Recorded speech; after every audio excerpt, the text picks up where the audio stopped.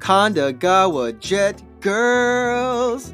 That's my Kandagawa Jet Girls call out. Hey, we finally got the game. It's pretty cool. In this episode, we're going to talk about it. Finally, after so long, we can talk about it, and it's amazing. Okay, it's awesome. It's two girls on one bike.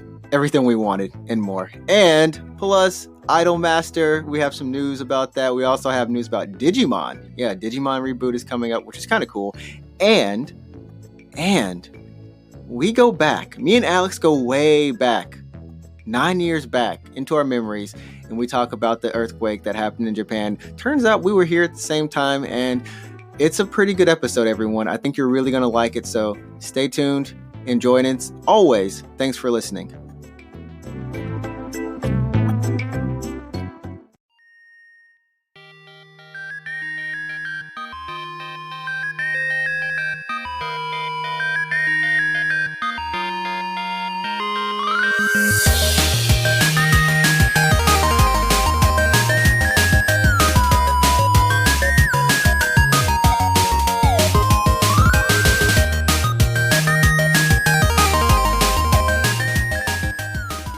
Hey, what's up, everyone? This is episode number 18 of the Unknown Games podcast. You are listening to us because we're in your ears and we're awesome.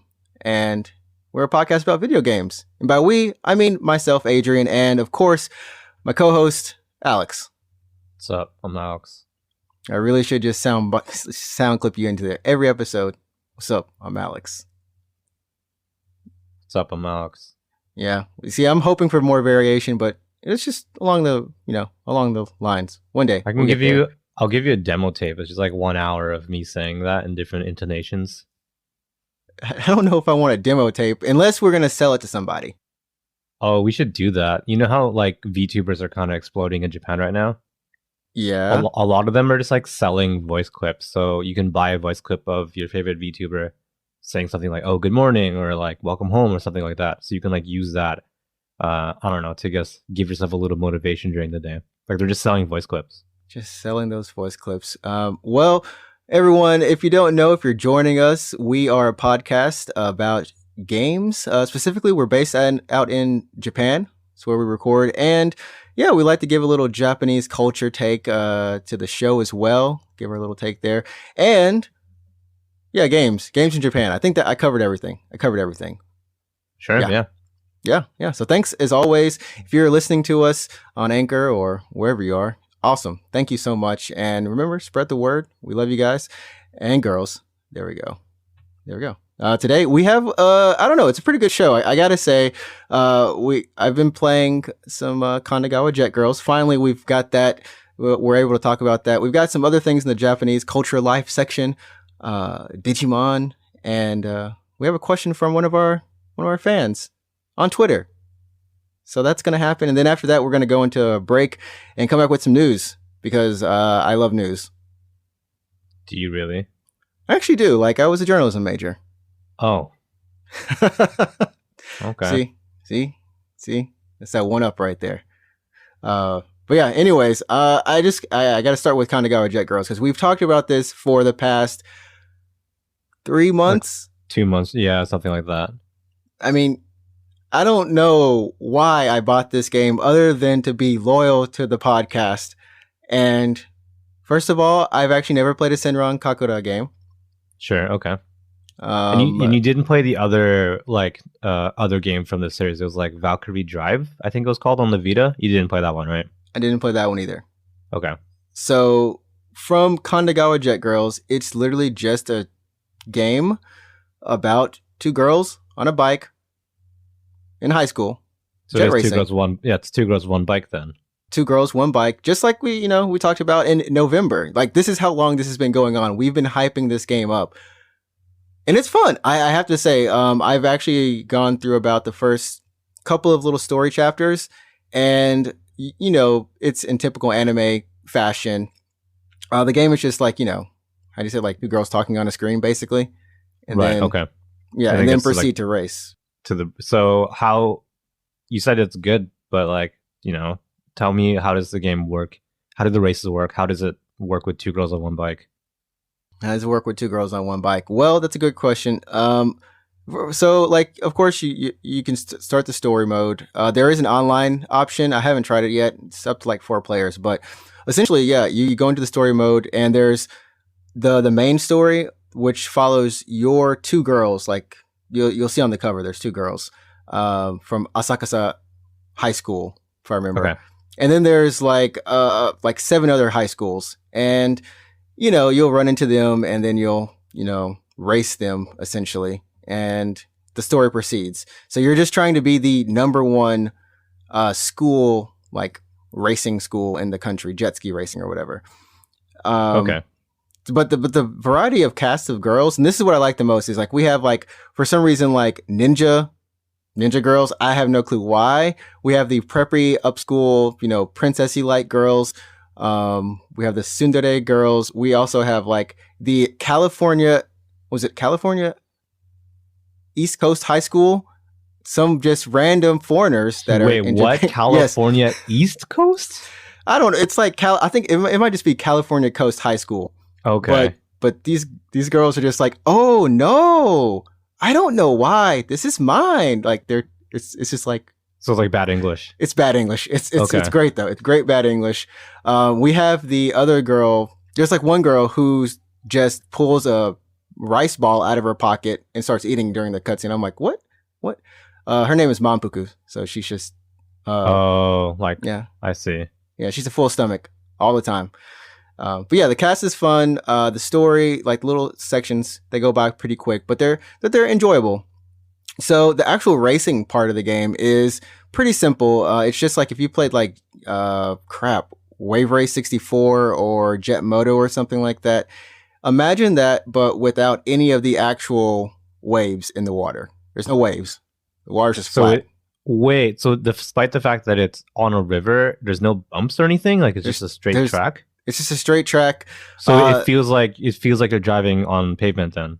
It actually feels a little slower too, because like there's resistance, but it's like it's always resistant. I don't know how to describe it. Like I don't ever feel like I'm going faster, even when I activate the boost.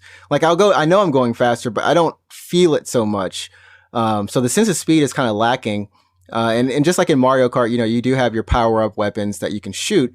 And there are 2 girls on one bike. So one girl is driving and one girl shooting. Primarily, you're going to be just driving. If you're shooting forward, it's fine. It's when you turn backwards, it gets kind of weird. So your bike automatically drives itself in that form. But it's hard to aim. Like maybe I need to go adjust the sensitivity to the controls. Overall, I would say the controls are a little bit sluggish for me. Okay. But the courses are still open enough to where even with the kind of drift, you can drift in the water, which will give you a boost. I still find it, easy to control in that sense. They're kind of sluggish, but the course is forgiving enough that it doesn't really matter. Okay. So when you're driving forward and you're shooting, so you control basically the driving and the shooting. So how does it work? So like, what's your accelerate button? So accelerate is R2, and then when you're driving forward and shooting, it's essentially like you don't have to aim. Like you're aiming by turning your jet ski, like the jet boat or whatever. So the shooting, it just shoots to wherever your center reticle is, right? Yeah. Okay. Yeah. And so what's the shoot button? Shoot button is default circle, is like your water gun shot, and then for your power up shots, it's square. And you'll kind of go into like a little zoom in mode to where you can kind of aim it, but that's about it. Okay. And you can, the same as for when you turn around and want to shoot behind. That one you do have full free motion to just aim wherever. But like I said, it's kind of weird because you're just like, it's sluggish. The aiming is so slow. But I wonder if it's similar control to Senran Kagura Peach Beat Splash, which was like a third-person shooter. Did it feel slow? It kind of did, but you can like boost into the air in that game. Like you can kind of like hold down the jump button, and you'll just like, it's as if you have a jetpack, but it's just like you're shooting water, and it's like a water jetpack. But that was like a third-person shooter, which was decently fun. It like wasn't the best game in the world, but it came out like 2 years ago or something, and I bought it. It's all right. It's basically the Senran Kagura girls having a water fight. I bet you they probably just ripped off that and kept going because, like I said, I'm enjoying the story, and for me, I played Wipeout like an insane amount. I platinum Wipeout HD, both Fury and normal, and I've played all of them on PSP. I didn't play the Vita one, and unfortunately not the PlayStation ones. But I love me some Wipeout. I love racing. In that, so it's got the same kind of like complexity where when you land, you want to have your your boat either facing into the water or kind of up, like nosedive or not nosedive. It has some of those kind of things to it. Controls are pretty simple. It's just I don't have a lot of speed, like sense of speed, and the controls are a little bit sluggish. But like I said, the courses are open.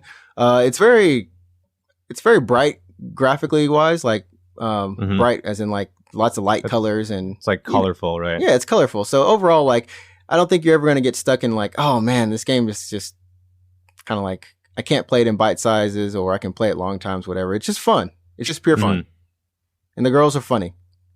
Yeah, I think. When I first saw that game, I was, it's kind of just a really fan servicey game. Like it doesn't really try to just be like, hey, we have a really cool story or anything. Like it's not presenting itself as it has a deep story. It's just like, yeah, it's a game about girls on jet bikes. Like it's dumb by nature. It's exactly that. 2 girls, 1 bike, racing against 2 other girls on a bike. So I'm looking at this game right now on Amazon because it's out now, so people can review it. Don't tell me the price dropped. Oh no, it didn't. Don't worry about okay, good.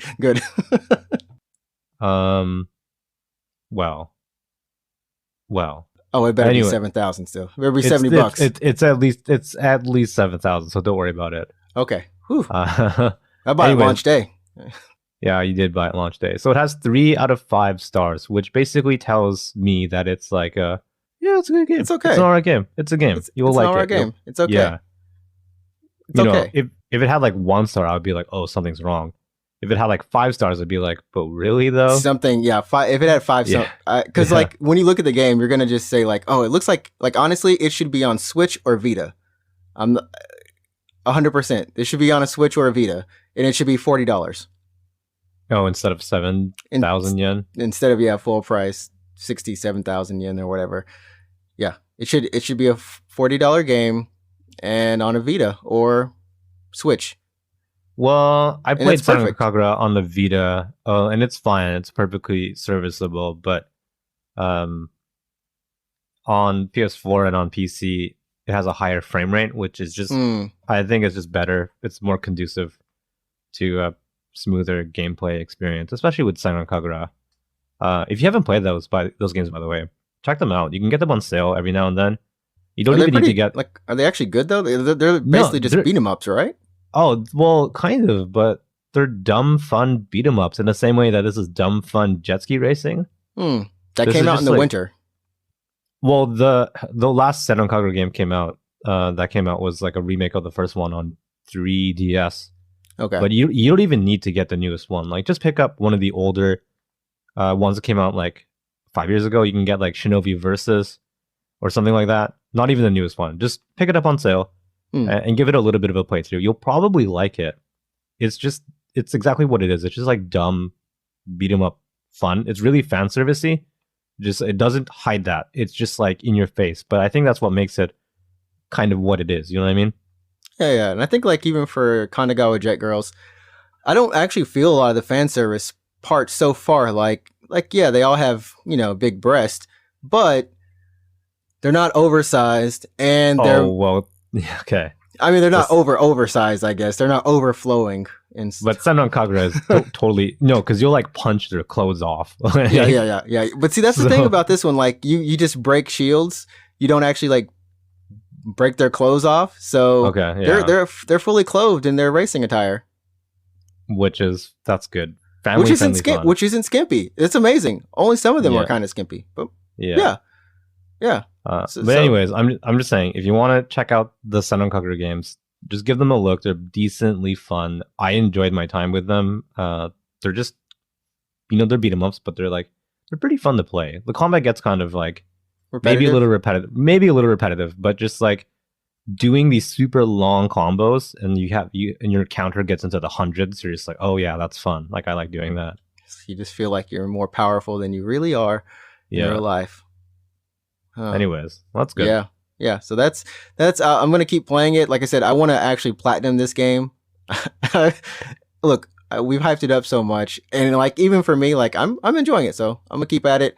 I know you've been playing Ryza, another girl who's got some thickness to her. I don't know if you want to talk about that or if you want to go to the next part. Like, what do you? I like. So I want to finish it. So I was playing through Altai Ryza a little bit, and I was like, oh, this is fun. Then I kind of put it aside for a little bit, but then I kind of looked at a walkthrough, and I was like, oh, I'm like halfway done pretty much. I'm just gonna finish it. So I've been playing. I played it all weekend, Saturday, Sunday, pretty much like all weekend, which was kind of surprising because I got really into it. Like the more I played, like the more I started to really enjoy it. Yeah, because I thought you were gonna go back to like Persona. I will. So Royal, right? Like, yes. So I looked at my shelf and I was like, oh, I should really play Persona. But then like I have Ryza like right next to it, and then I was like, looking at you. Yeah. I was like, oh, I'll just knock this out of the park. I'll just knock this out, and then I'll get back to Persona. So then I was like, I'll play more Ryza. But I got really into the gameplay loop. So like crafting stuff for me got crazy. So I was like looking at my list of recipes, and I was like, oh, I want to make this thing, but I don't have this ingredient. And I'm like, what is this thing? So I looked up how to get that. And then it's like, you started going deep. You started deep diving in it. And then it's like, oh, in order to make that thing, you need this ingredient. And I'm like, oh, well, where do I get that ingredient? So then I was like on the internet, and I was like typing like where to find that thing. And I was like, and then you got to go to this area, and then you got to like use this tool on this bush to get that ingredient. So I was like farming ingredients, trying to make sure I had high quality ingredients. Because I'm guessing you're making armor as well, like from these ingredients, or you make like everything in the game. Everything is like craftable. Armor, weapons, usable items, healing items. That's addicting. Right. But you're at the end of the game now? I'm so close. So I'm basically about to fight the final boss. I could just go for it. I could go for it sounds close. Yeah. It sounds close. I could just go for it. I might just do it and just, fight her and then finish the game. Or I could craft some more items, which is also pretty fun. You can do the never-ending story, the never-ending challenge of crafting. So I didn't think that I would be this into Atelier Ryza. This is my first Atelier game. And it's on my Steam wish list because, yeah, I mean, like good character design. Like you said, it has some like addicting qualities to it, but it's still simple enough to kind of just jump in, enjoy, and have fun. So I would put it like if I'm playing Kandagawa, and then after I finish, I'm like, you know what, I want something with more depth to it. You know what I mean? But still simple and fun, lighthearted, I guess. Yeah, it's a good stepping stone too. We were talking a little bit like PS2 RPGs recently, like with Xenosaga and stuff like that. Yeah. And then playing through it, I really got PS2 vibes out of it. Oh, snap. It's just because the dungeons themselves, they're not really complex dungeons. They're really simple, actually. Okay. But I enjoyed going through them. I enjoyed gathering ingredients. So it was just a really good game, I think, to enjoy. It's like a simple JRPG. So if you miss those kind of like PS2 era JRPGs, it's a lot like that. And I get the feeling like you don't have to put in the Persona hour amount. No, not at all. Yeah. Like, hey, 40 hours maybe and you're done. It's 40, yeah, 60. I agree. 40, 60, somewhere in there. It's somewhere around there. So that's pretty cool. And then we also had, like this week in terms of announcements, on Japanese Twitter, I was just looking around and we had a couple things. Number one, there's the Digimon Adventure remake. Remake, reboot? I think it's a reboot, the way that they were phrasing it. It said it takes place in 2020 as opposed to 1999. Yeah. And so if you grew up with Digimon, like that first set of characters, Tai and TK, Matt and Sora, Izzy, Joe, Mimi. I got them all right? Did you say Sora? I thought I said Sora. Did you say Kairi? Hey, no, I ain't going to Kairi, man. Bump Kairi. We were talking about this really recently, like last week. I think a couple of days ago. We were. I think we were having cream pie. Well, we were. Yeah. Okay. Great. Yeah. Okay. We were talking about this. We were talking about Digimon. and how they changed the names from the Japanese version to the English version. Yeah. And some of them make sense. We were saying like, well, Joe is Joe. They were just like, Joe's oh, that's fine. And then Takeru became TK, and I can see which why. makes sense. Yeah, Takeru. Yeah. Yamato became Matt. I don't know how that. Well, Yamato. Oh, okay. Matt. Okay. And then Taichi became Tai. Yeah. Izumi is Izzy. Okay. Who am I missing? Sora, Mimi is Mimi. They all make sense. And then Hikari became Kairi. Right? Which I don't. Yeah. Which I don't know why they wouldn't just stick with Hikari. Or. Anyways, Digimon is great.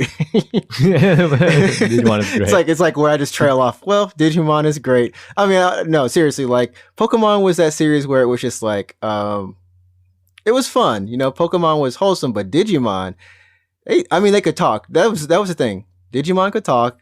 Yeah, Digimon had their own personality. Man, shit got real. I'll never forget when was it Tai?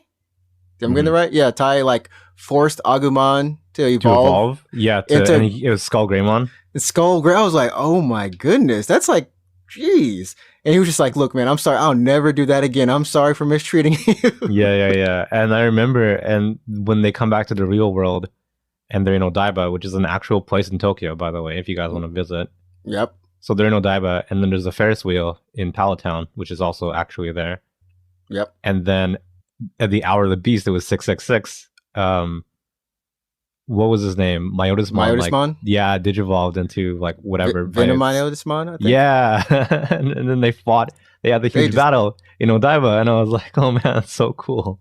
It was just that combination of the real world and then, the digital world. But like when they left the digital world, I kind of like missed it. Like there were a lot of cool little Digimon that were there. Of course, we had, crap. I'm forgetting his name. The Elvis guy. Crap.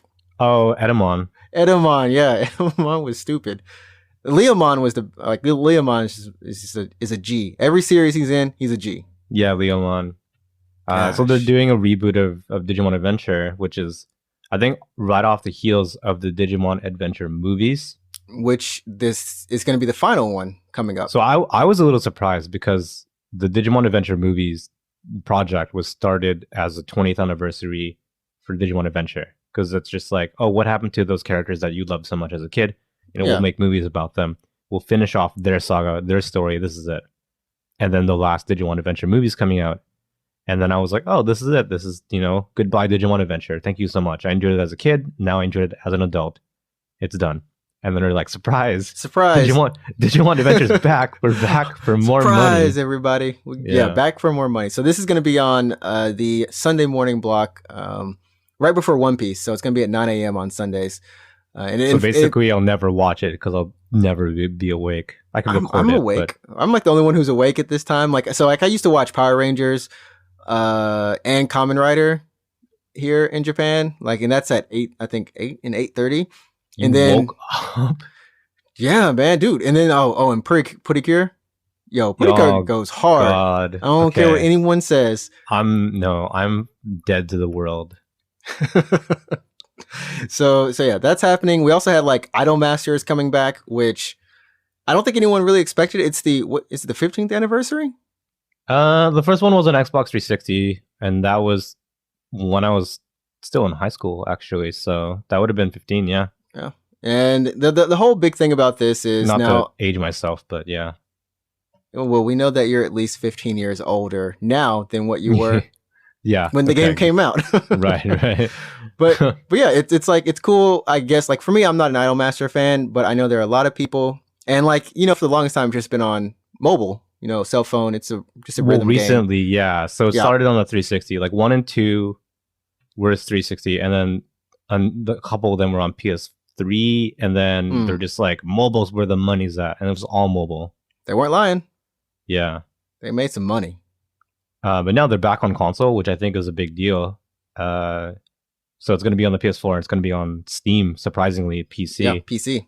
Which is shocking because Japanese developers tend to not know that you can use a PC for games. That PC exists, and I mean, like, I play think video games. Yeah, maybe the success of Monster Hunter World and other games. I mean, it's not like it's just not typical, and not everyone has a PC in their house, not for for gaming uses, just because of the space it takes up, or they just feel like they don't understand how PCs, like, what you need. It's intimidating, but yeah, that's cool though. I think it opens it up to a whole nother audience, maybe people who haven't played it across the world potentially, and mods. Oh my God, no. Mods. Okay, yeah, or yes. Oh yes, depending on depending on what kind of mods you're looking for, but yeah. It's gonna be some mods. Yeah, no doubt. So I'm good. I'm glad that it's gonna be on PC. I don't know if I'm gonna buy it personally, but just the fact that Japanese developers are now starting to see that the PC is a viable option for video games, that just kind of makes me happy. And while we're on the roll about Japan, I asked a question on Twitter, just ask us anything. What do you want to know?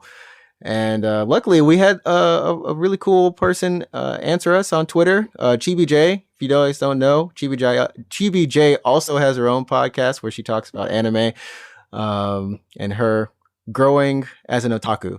That's her thing. But she just wanted to know, like, what's the nightlife like in Japan? Alex, you're more adept to the nightlife than I am. I don't think so. So, I think like we're maybe both kind of hermits or something, but it's the nature of being in Japan, of course. I think like, oh man, I honestly don't leave my apartment all that often anymore. Back when I was in university and university here in Japan, I think I would go out every Friday night with my friends to an izakaya, which is like a Japanese bar essentially. Yeah. And then we would do karaoke until like 5 a.m. That's what we did. That's really, I think the hardest I've ever gone is, so you can have like your first round of an izakaya and then your second round. So I've done 3 rounds of an izakaya. I've done up to 3 as well. And then karaoke. And then after karaoke, if you go all this far, then you end on ramen. Oh, so okay, this is kind of getting off topic a little bit. Some people end with ramen, but I always end with McDonald's. I expect nothing less. Yeah. I expect nothing less. So that's what we would do as students. We would go to an izakaya and basically just drink and eat as late as we could, and then after that we would always migrate to a karaoke place and just do karaoke until like first train essentially. Yeah, first train. Yeah. So like Chibi, like the cool thing about being in Japan, at least for like nightlife, even at the most mundane potentially, like we're not exactly the most outgoing sometimes, but you can stay out all night and catch the train the next morning. So you can karaoke. You can actually stay in a couple bars. They stay open all night.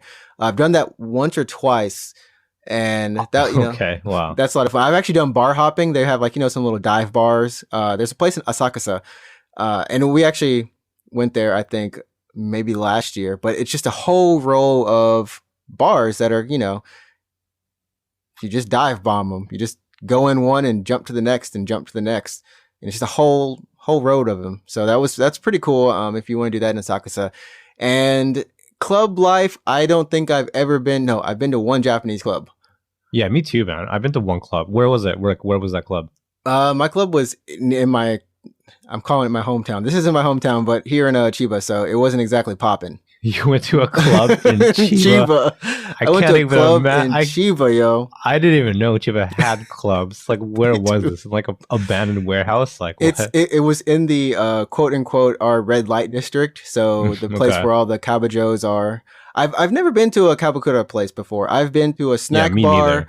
I've been to a girls bar. That was expensive as heck. I bet it would be, yeah. Man, it was expensive. But yeah. So this actually was a club primarily for like foreigners and Japanese people.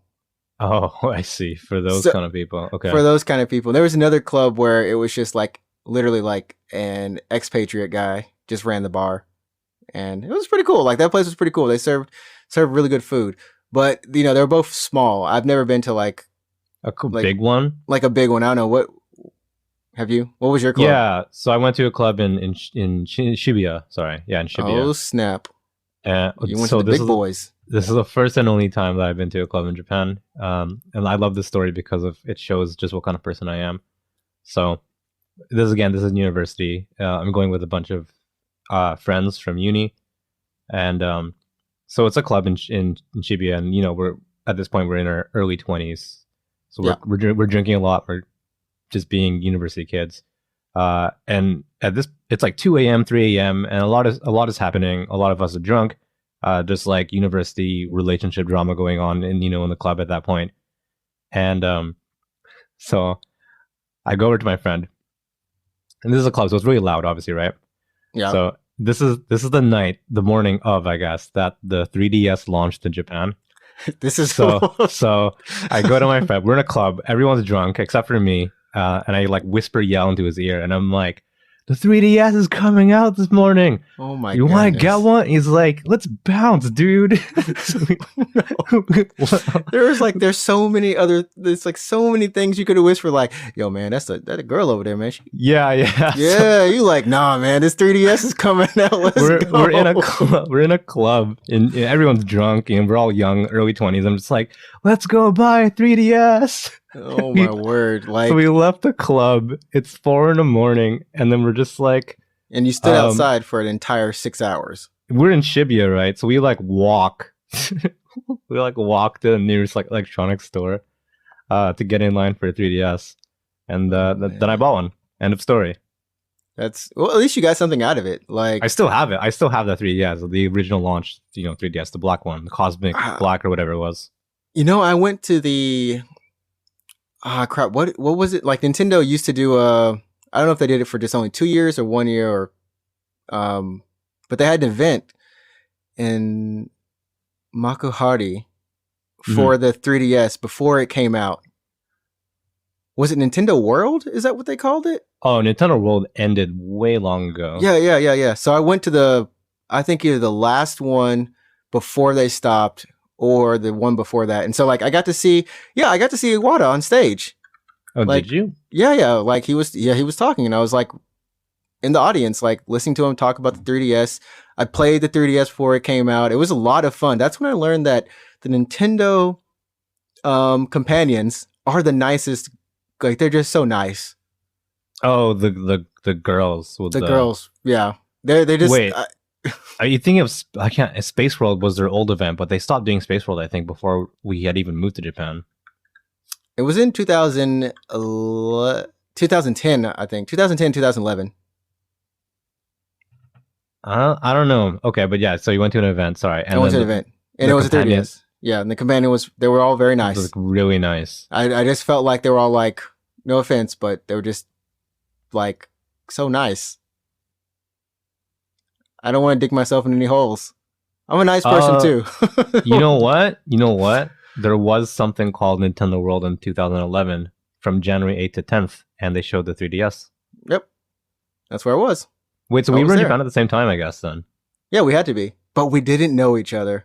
We weren't even at the same school, though. Yeah, we totally weren't. Yeah, we weren't at the same. Were you in Tokyo? I was in Tokyo, yeah. I was in Meidai-mai, so like right outside of Shinjuku. So you were in Japan during the earthquake then? Yeah. I was there for the earthquake. How? Oh man, I didn't know. I mean, this podcast, so we're gonna keep talking, everybody. Wait, do we want to break and then come back about the earthquake? I mean, my story. I have a good story. Anyways, yeah, let's go. Let's stop. Okay, so go for a break. Yeah, we're gonna go for a break, everybody. We're gonna come back with some Japan stories in terms of the great earthquake that happened. We're gonna compare, I guess, our experiences, and then maybe we'll talk about some news. I don't know. We don't want to keep you guys too long, so be sure to come back after the break. Hi, everyone. Yo, it's me, Adrian, and I got to give a shout out to our sponsor, Anchor, for being not only our sponsor, but also for being our host. Now, Anchor is an amazing way to record and distribute your podcast. Seriously, everyone, we were looking through so many different options, but Anchor has been such a wonderful place and a home for us. Number one, it's free. Yeah, it's free. I said that 3 times because that was home for us. And also, you don't have to worry about uploading only a certain amount per month or getting rid of episodes. Free unlimited storage. So that is huge point for us. And we also want to say that Anchor allows you to edit and upload your podcast, even record your podcast, not just from your computer, but also from your mobile device. That's right. I'm recording this from my mobile. Yeah, see, I sound just as good as on the PC. And that's really cool. You can do it anytime with friends and just be as creative as you want. And number 3, I think this is one of the best points, period, is that Anchor will even distribute your podcast for you. That's right. We don't know how on earth to get on any of the platforms that we need to, iTunes, Google Play Store for podcasts, but Anchor does. And you don't even have to do anything. They do it for you. So I'm just like, what? And it's on Spotify? My friends use Spotify. I use Spotify. Oh, hey, just share via Spotify. There's so many cool things that you can do. And of course, make money from your podcast without any minimal listenership. So this is really cool. I love Anchor because of these reasons. I love Anchor. That sounds like crazy. I'm advertising, but that's really cool. You know, I had to say thank you to Anchor just for that. And we hope you enjoy the podcast. Now, remember that if you want to download the app, we encourage you to. We also encourage you to go to anchor.fm and try it out. Get your own podcast. It's really easy to get started. All you need is your phone. I don't even have to tell you to get a mic, just your phone, because it has a mic. See, that's amazing right there. So it's everything you need to make a podcast all in one place. Thank you for listening, everyone, and enjoy the rest of the show.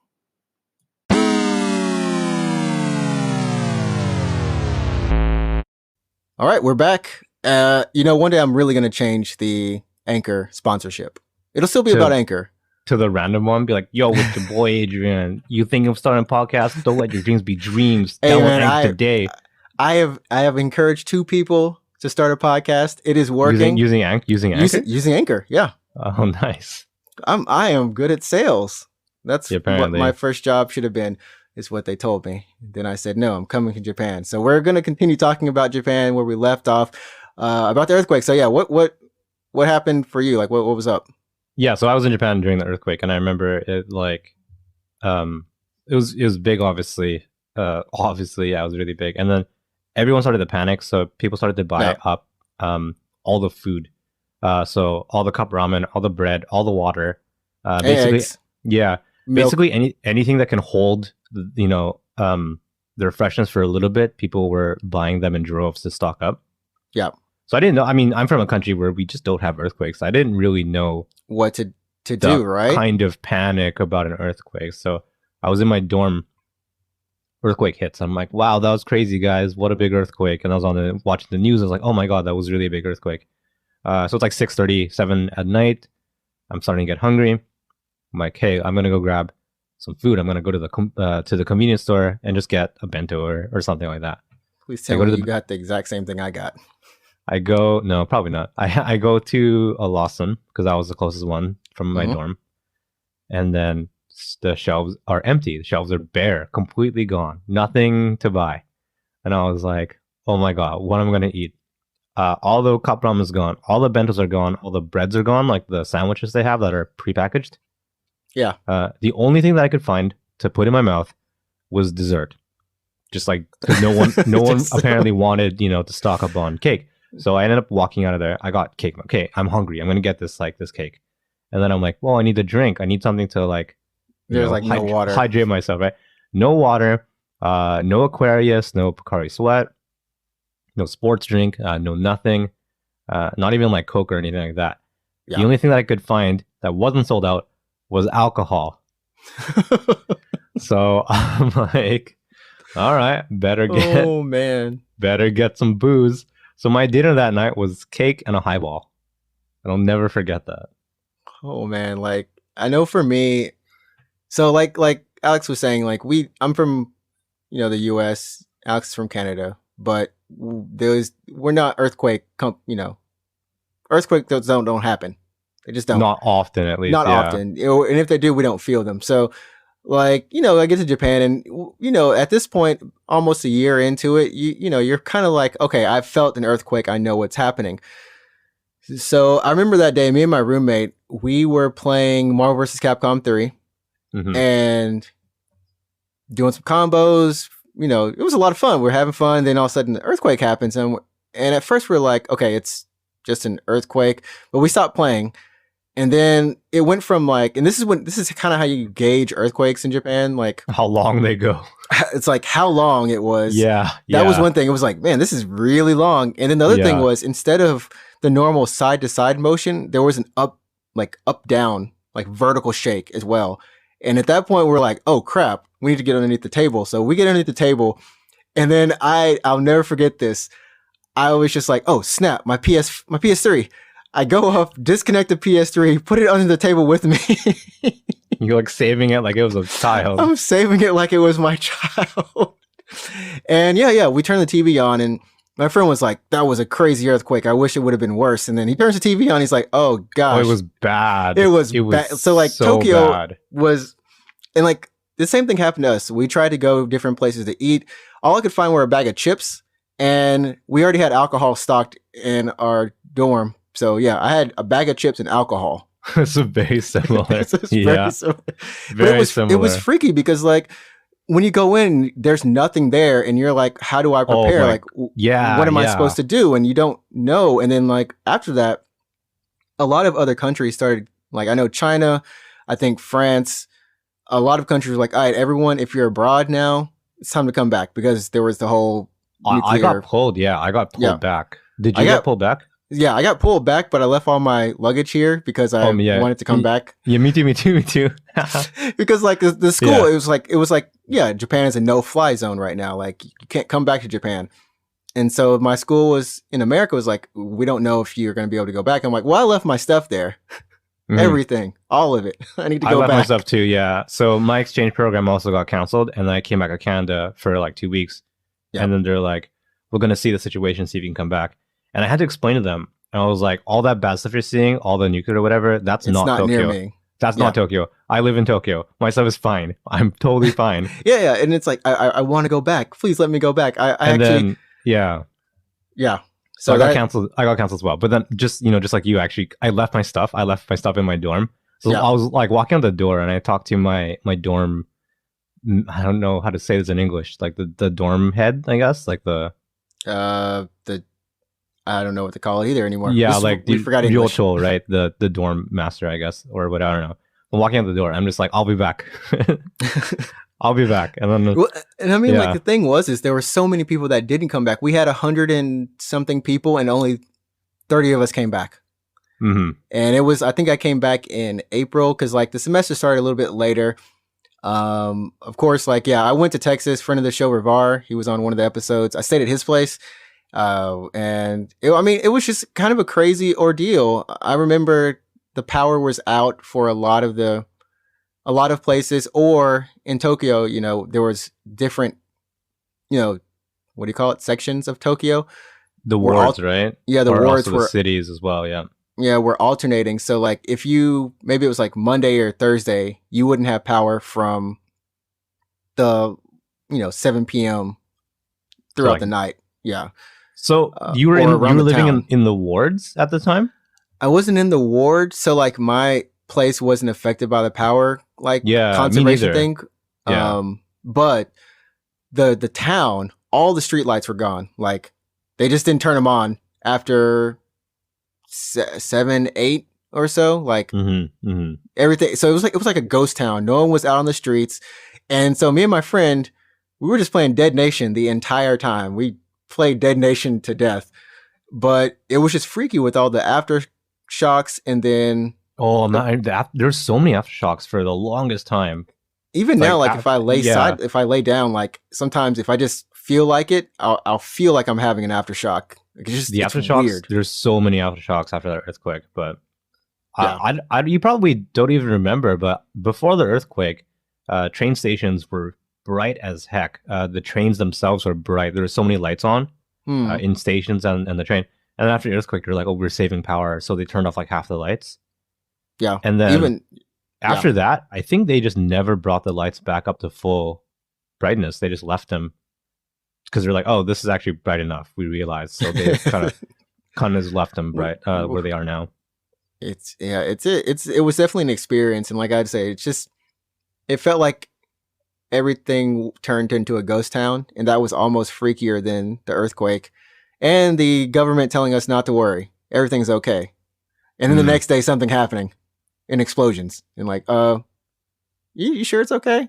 I think for me the footage that had the biggest effect on me after the earthquake was the footage by the coast where they were showing the tsunami come in, and just destroy the coast. Like the cars were being brushed aside like they were nothing. They were nothing, yeah. And like was just... cars were just being swept up easily. Like that's when I realized that was insane. That was how strong that tsunami was. And it was just, oh man. And what's crazy is actually the job I had previous before this, I lived in Fukushima City, and then I also lived outside in a place called like Iwaki, which is not too far away from the radiation zone, for about like half a year. But I was driving, and like every morning it would be like, hey, here's the weather and here's the radiation amount for the day. I'm like, wonderful. They tell you it's like, when you brush your teeth, do not drink the water. Just brush your teeth with it from the sink. Oh, really? Yeah. I don't know if it's still like that. Maybe it is, but Tohoku life. Well, I mean, Tokyo's fine, so just you can drink the water here. It's okay. I drink the water every day, but my friend is still convinced they're still lying to you. The water is not fine. Well, we'll find out in a couple of years. Yeah, we'll turn into Godzilla or Spider-Man. Sure. Yeah. Or what? A mutant Ninja Turtle. Something, we'll turn into something cool. Okay. Yeah. So that was our life in Japan. Wow. We fulfilled our Japanese culture thing. Yeah. So that was the earthquake experience. So that was it. I think that I like, how did the story start? It was starting from Nightlife in Japan, which was answering a question. And I said I went and I bought a 3DS during university. And then how did we get on the earthquake? Well, because we were studying abroad. We were in university at the time, yeah. Yeah, and you're like, oh yeah, you were here at the same time as the earthquake, and then.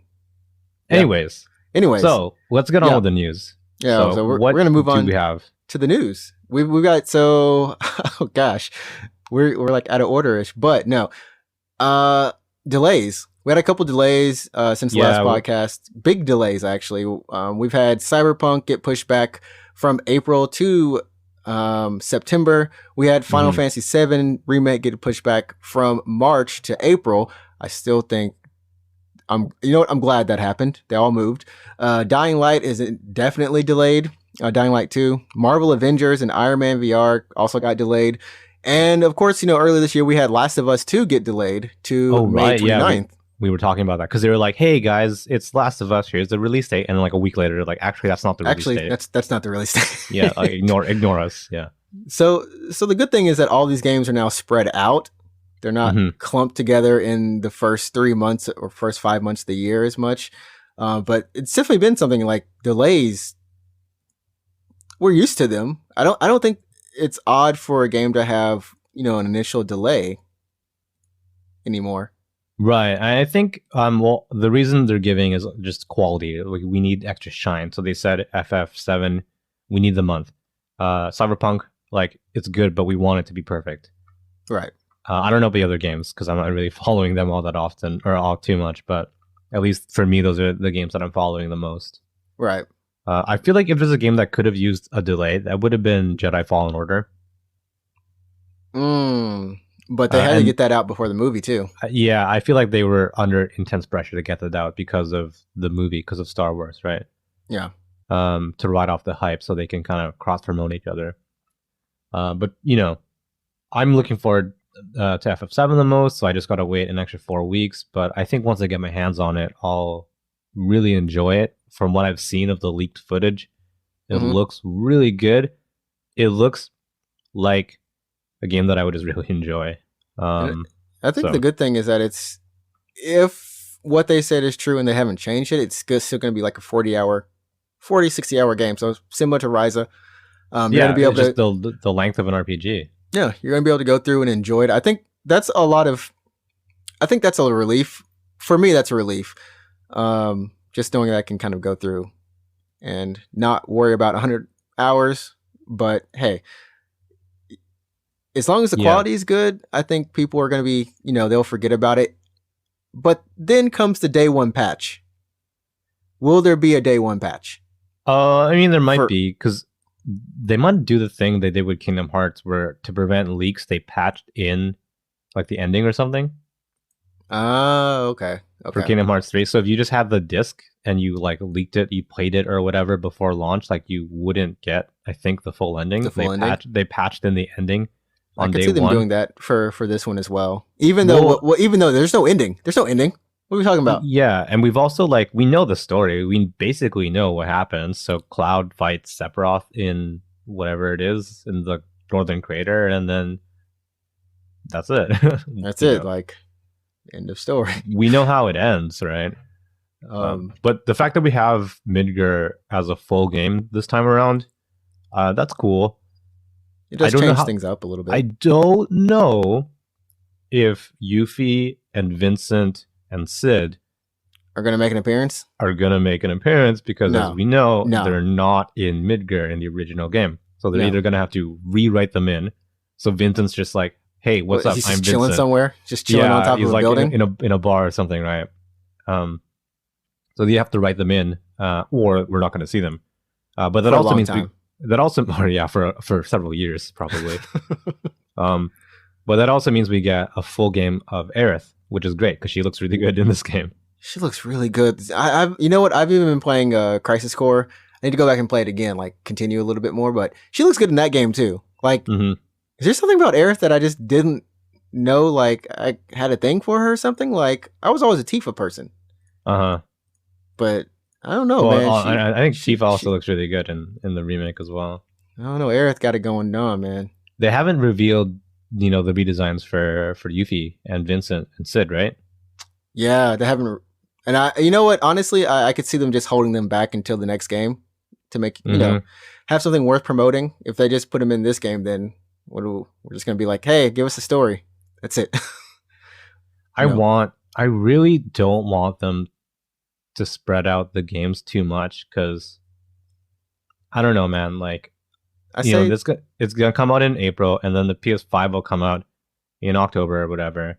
And I know that it's backwards compatible, but it just feels I don't know. I just basically just want to play. I want to play the game. I want to play the full story. Well, speaking of the next gen consoles, so you found something on I believe Reddit. It was on Reddit, yeah. So it's on Reddit /r/games. It's the top post at the time of recording. Yep. It's basically someone on Twitter has leaked images of the Xbox Series X front and back of the console. It's a prototype. Which looks, so the back looks fairly normal. You've got your LAN connection slot, two USB ports. You've got an optical, digital optical. There looks to be a power cord, of course. And it's got to run on something. It's got to run. Yeah, you're right. It's got to run on something. And so the back is fairly normal, except for this random slot up at the top. You're talking the very top? Yeah, the very top. It's not. So we're not sure if this is a vent. We're not even sure if this is actually a real prototype or not. But it's. We talked about it before the show. The bottom part clearly is the vent, but at the top, it's just this weird. Yeah, it looks like a mini vent or something. Yeah, but it's not big enough to be for good airflow. So what? You take the back off? Well, there's nothing from stopping it from actually being a vent. If you think of a laptop, those have tiny vents as well. So true. It really could be a vent just to eject hot air. So what it might be, and I don't know if I'm not really good at thermodynamics, but the bottom could be intake. That's where all your cold air gets sucked in, and then it gets ejected out the top. Out the top. Through that tiny vent. So, maybe? Maybe. That makes the most sense to me. That would make sense. And then on the front side of the console, which we kind of saw the mock-up, of course, the Game Awards, there's nothing different there other than there's a button for the disc eject. And then there's another button for potentially syncing the controller. We don't know what that button is for. It's a little mini button. I think it's the sync controllers because the Xbox One has a sync button, and the 360 has one as well. It just looks so ugly on the front. I hope I don't know. I just hope they figure out a way to do it where you don't have to press the button. I don't know. That's just me personally.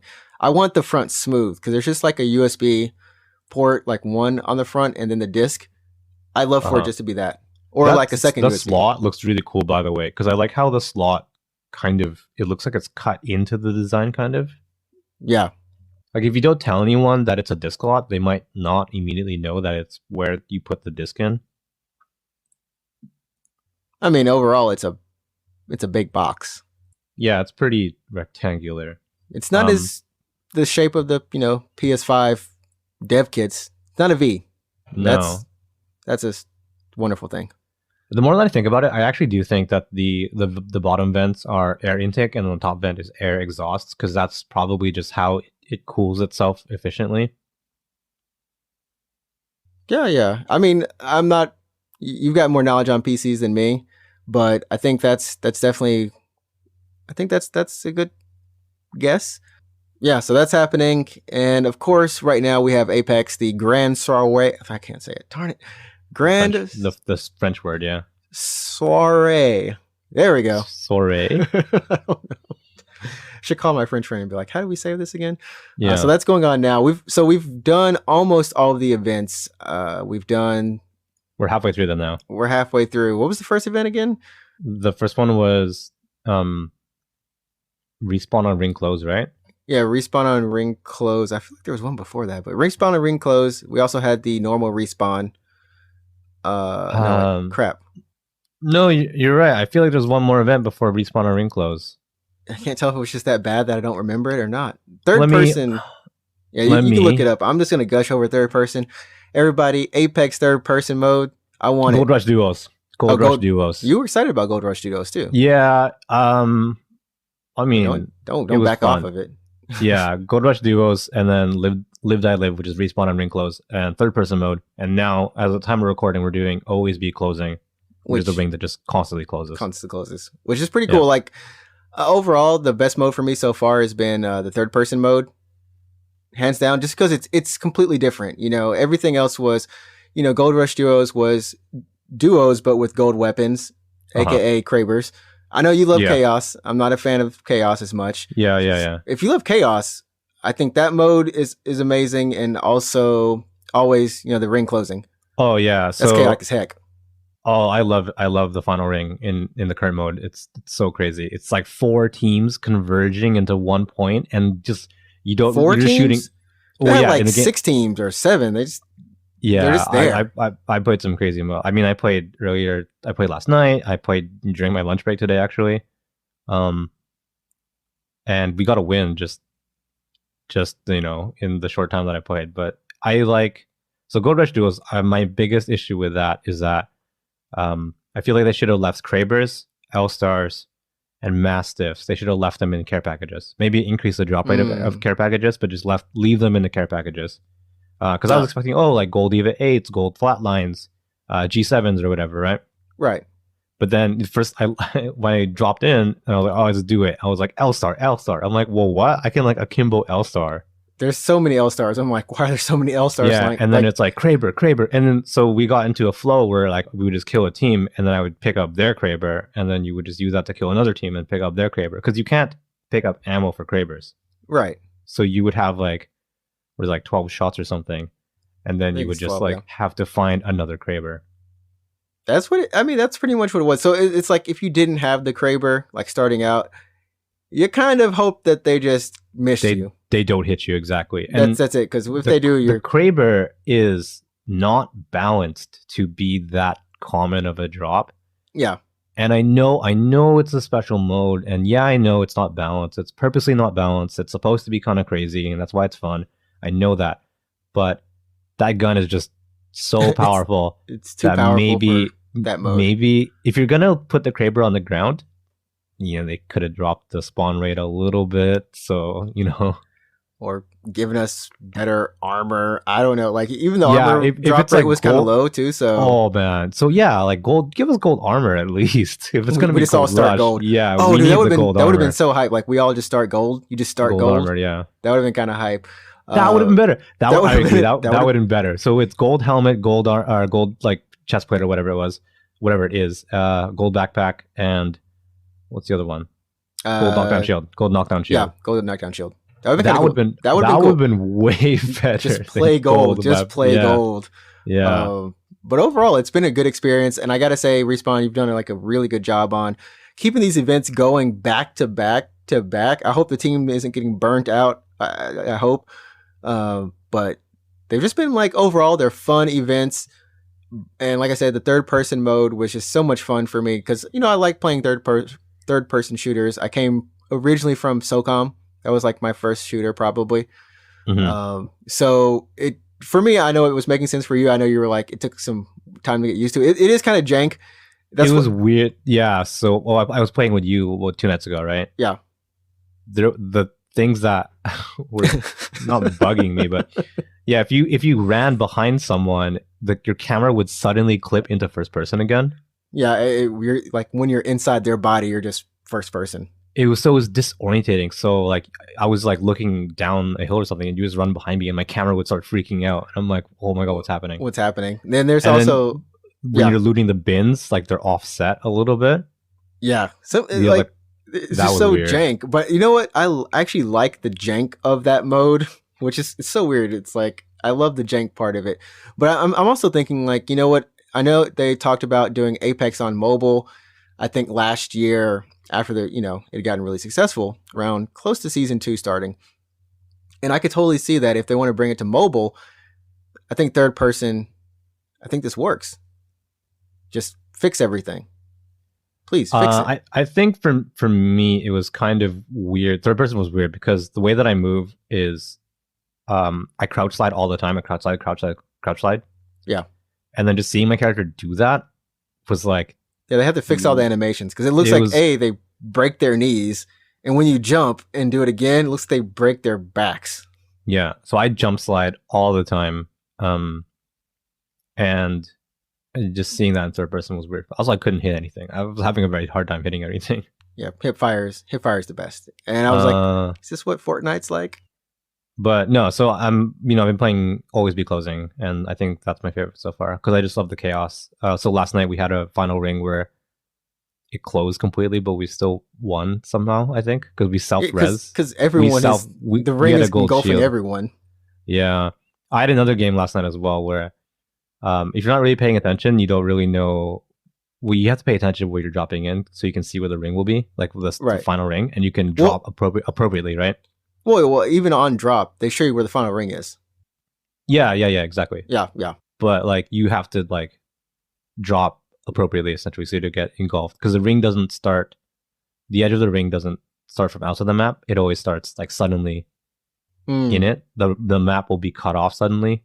So we dropped in at Lava City, or not Lava City, Lava Dome. Yeah. Oh, and it just we were like looting, and my friend was like, "All right, what you got?" And I'm like, "Oh, I have like an alternator for now, whatever." And then like, boom, ring appeared. Ring appeared. We were dead because we just it started. We were outside the ring immediately, and we're like, "Oh my god!" It's like no hope. We died. No like we insta died. We just landed. That ring is like stupid. It's 2 or 3 knocks. That's it. Yeah, it was 2. It was like 2 hits, and we were dead. And we're like, okay, well, I guess we're trying to get like 20th place. Like that was. It's like 20. Yeah. Don't worry, we're still playing it. But yeah, overall, fun event. Having a lot of fun with that, and I think that's gonna do it for us this week. Wow. Yeah, and then we'll be back next week for some more hot gaming news. We'll be back. Yeah. So did you post your video of the Black Hot and the cream pie? I did post a video of the Black Hot on Twitter, and Instagram is acting kind of wonky. That's called me not knowing how to do Instagram as well. Yeah, okay, that shows how old you are. Yeah. Yeah, only part of it's on the story highlight, but all of it is on Twitter. All of it in its wonderful glory. I boosted the audio so everyone can hear it a little bit better, hopefully. And yeah, I'm gonna get to uploading the cream pie. Yeah. So we went to KFC and McDonald's like promised, and we tried out the cream pie and the black hot. So check out our Twitter. That's UGP_cast for an actual video of actual sandwiches. And they're really good. I mean, I personally, the black hot was better for me than the cream pie. Yeah, the black hot was really good, dude. Like really good. Man, I should go get another one of those. I was thinking that. I was like, oh, what should I get for dinner? I should get a black hot. They're so bite sized too. Like you don't just want one black hot, you want two. I'm saying if you guys live in Japan or you're gonna be in Japan like in the next couple of weeks, go to KFC, get a black hot sandwich because they are really good. And if you're going to McDonald's, while the cream pie is okay, you're better off with the apple pie. The cream pie is fine. Whatever. It's 150 yen, so you're just like, oh, I want a cream pie. Go for it. They're not Yeah, it's all for the novelty. I will say when I ordered the cream pie, I forgot how I said it. I just pointed and I said it, like nonchalantly, like I want a cream pie. Oh yeah, I was just like, I want chicken nuggets and I want this cream pie. That's how we do it. So, like Alex said, follow us on Twitter and Instagram, both at UGP_cast. And hopefully we'll have something cool coming to the YouTube next month. Oh, wait, sorry. Month after next. Yeah, hopefully we'll have 2 months from now. 2 months from now. But yeah, as always, remember, spread the word about the podcast. We love to have more listeners. And, we're also appreciative of our current listeners. You guys and girls, you've carried us through 17. This is the 18th episode, and we're always happy to hear and to see you. Well, we don't see you, but, we're happy. We're happy. Yeah, what? Where are you going? Okay, we're happy to see you. And that's the title of this week's episode. We're happy to see you. Are you happy to see me? Or is that a cream pie in your pocket? Oh, gosh. And with that, remember, you set the tone and go play some games. Enjoy life and enjoy what you do. We're out. Peace.